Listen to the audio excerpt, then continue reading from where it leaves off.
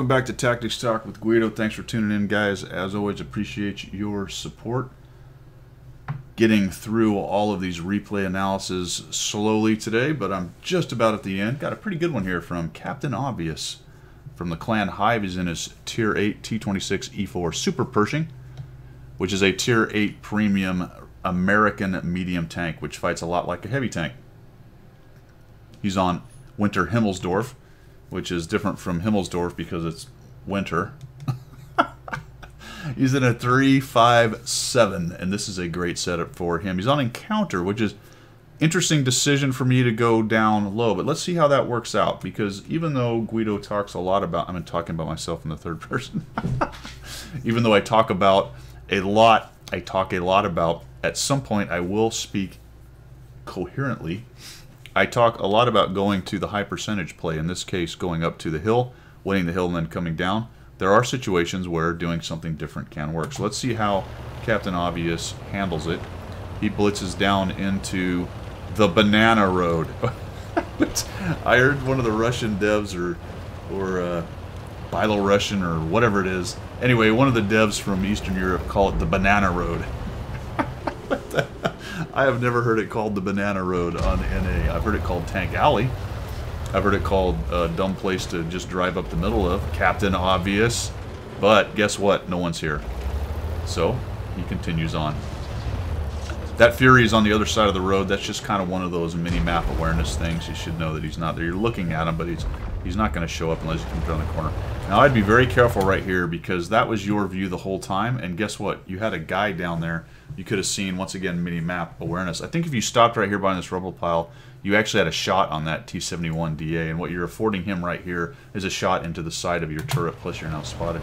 You're going to come around the corner, and you've got a 4503 and an ARL, and you're sort of looking at them, and we just kind of drive across. And I'll be honest, you're pretty lucky they didn't shoot you in the side. You stopped right there as well. Good news is the T-71 does not know how to drive. All he wants to do is get away from you. Please don't shoot me, sir. But he is unable to do so and gets killed. So taking advantage of people doing dumb things is good. Oh no, not your side. Wow. Very lucky right there. Okay. So again, mini-map awareness. You knew those guys were down there. Instead of pulling back sideways, spin around till you get your front armor to him, and then come around the corner with front armor to him instead of the back. And oh my goodness gracious, did he just pinned you in a weak spot moving backwards. Guess what? He's going to do it again.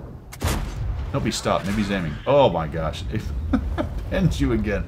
Good news is he only did 212. He low rolled it. There's another hit right there. And taking advantage of silly people as he drives up onto the rubble, has really no idea what's going on. He's just sort of, oh, there's a guy up there, a guy down here. Who do I shoot? Doesn't matter. I'm dead. I will shoot none of them. And you continue trundling along. Now your team sent enough up top that they won it, which was pretty easy because there just wasn't anything up there. For some reason, this team has decided that the northwest corner, as long as they could take it and hold it, everything should be just fine and dandy, which apparently is incorrect, actually, at this time, because they've been surrounded and they're going to be destroyed in detail here. So this is a target-rich environment. You're about to come around a corner and have all kinds of fun shooting people. So just square up your armor, find them, and start blapping. There's one. Don't worry about him. He can't do anything. Plus there's guys keeping him busy. Yeah, come around here. He's not even looking at you. Kill that guy out. Fantastic.